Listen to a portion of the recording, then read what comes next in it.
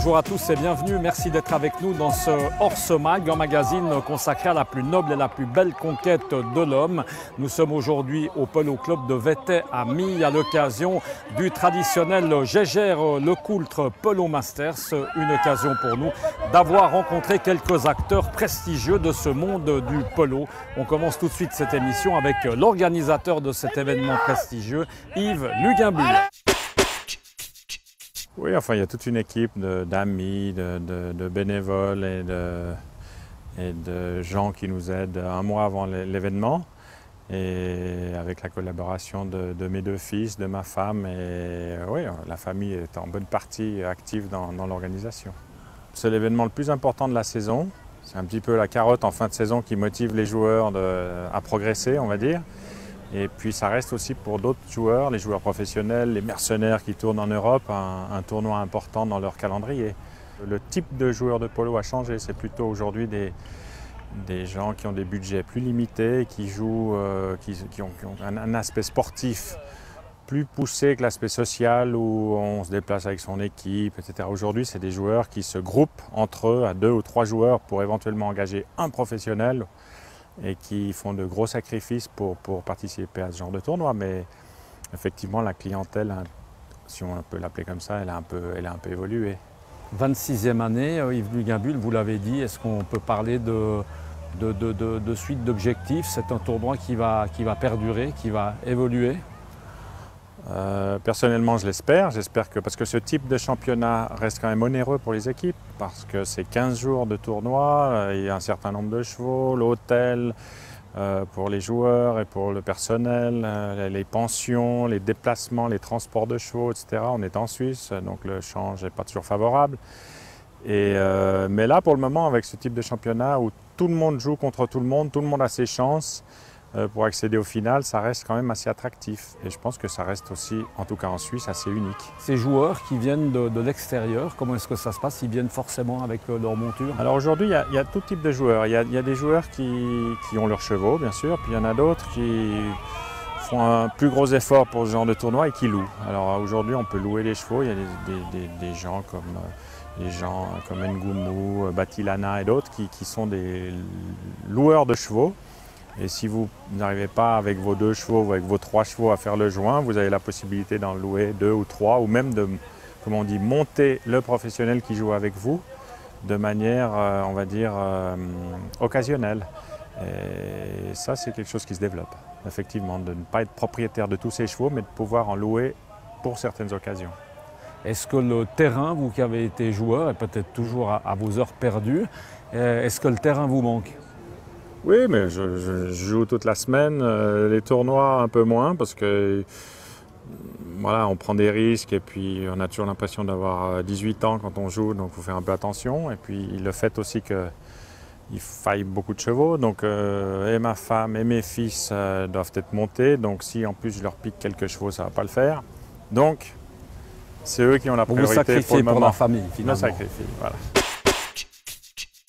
Voilà, après la partie organisationnelle de ce tournoi, eh bien, place forcément aux joueurs. On écoute 2 d'entre eux, la joueuse Yasmine Luguimbul, qui n'est autre que l'épouse de Yves, et puis également un joueur français, le meilleur du reste, Brieux Rigaud. C'est une chance extraordinaire. C'est vrai qu'on a l'opportunité de jouer ce tournoi à la maison, comme vous dites. Pour nous, c'est un plaisir. C'est un plaisir de l'organiser. C'est un plaisir de recevoir des équipes. On a des équipes qui reviennent chaque année. Donc, c'est aussi sympa de pouvoir jouer contre des équipes qu'on commence à connaître. On fait une stratégie qui est un petit peu plus poussée.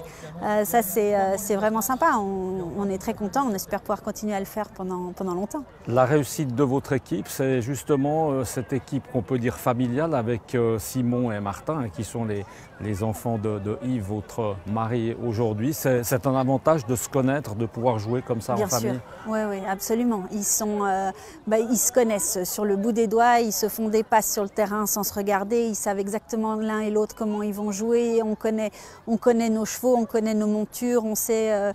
oui, on sait quels sont nos réflexes, on a le temps d'élaborer des stratégies. Alors c'est clair qu'on ne joue pas toute l'année ensemble dans cette équipe parce que l'idée c'est de pouvoir aussi mélanger les équipes quand le reste du temps. Mais c'est un plaisir. Et puis le fait aussi d'avoir un tournoi qui est sous forme de championnat, d'avoir 5 matchs de qualification avant la journée des finales, ça permet de aussi mettre au point vraiment l'équipe. On voit que chaque match est plus compétitif l'un que l'autre, mais ce n'est pas seulement pour la nôtre, hein. On le voit vraiment entre les équipes et ça c'est aussi un challenge qui est très sympa. Comment est-ce que vous êtes accueillis comme femme dans ces équipes? C'est un jeu, on ne s'en rend pas forcément compte hein, de l'extérieur, mais c'est un jeu qui finalement est assez physique et assez dur. Hein. Oui, c'est physique, tout à fait, mais bon, y a le cheval déjà, donc, qui fait une énorme partie du travail. Et puis du coup, ça compense pas mal. Alors c'est clair qu'au niveau de la force pour frapper la balle, c'est pas la même que celle d'un homme. On compense par plus de finesse. Je dois compenser par l'équitation, par la stratégie, par le placement.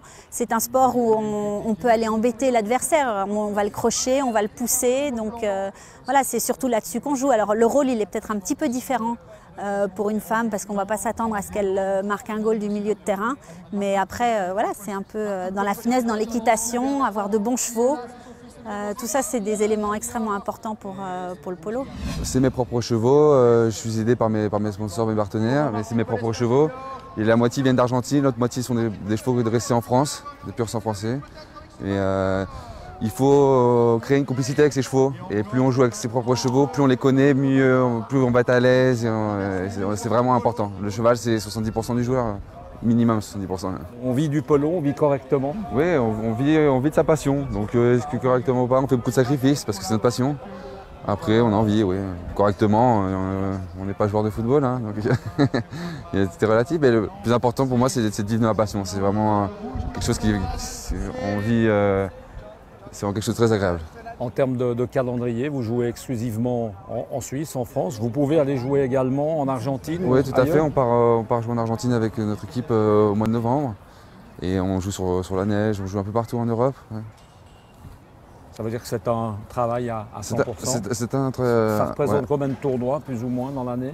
Une vingtaine de tournois. Hein. Oui, c'est une vingtaine de tournois dans l'année. Donc il faut être prêt physiquement pour 20 tournois.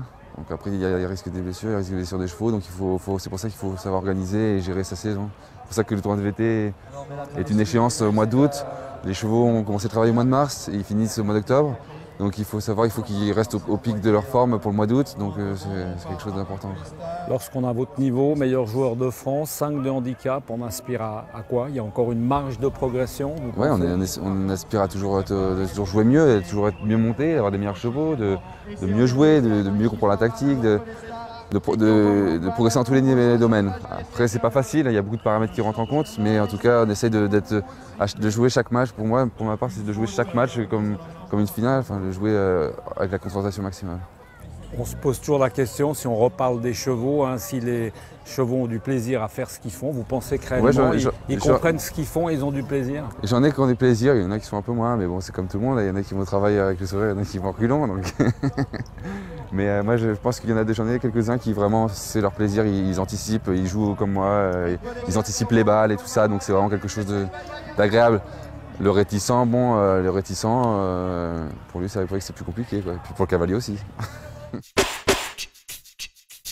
On termine cette émission avec le partenaire principal de cet événement prestigieux qui revient sur l'historique de cette montre. Jaeger-LeCoultre est lié au polo depuis 1928, date à laquelle les officiers britanniques jouaient au polo en Inde et ont interpellé un businessman suisse en lui disant avec nos maillets, dans le meilleur des cas, on raye le verre de notre montre, dans le pire des cas, et c'est souvent le cas, on le brise. Retourne en Suisse, adresse-toi au marque horlogère suisse et trouve une solution ou trouvez une solution. Et de retour en Suisse, il s'est adressé à plusieurs marques et Jaeger-LeCoultre a développé une montre qui se retourne de façon à ce que le fond en acier ou en or, en métal, absorbe les chocs, protège la montre. Et quand on avait besoin de contrôler le temps, ce qui est important au polo, eh bien on avait, d'un geste simple, on pouvait la retourner et vérifier le temps qu'il restait.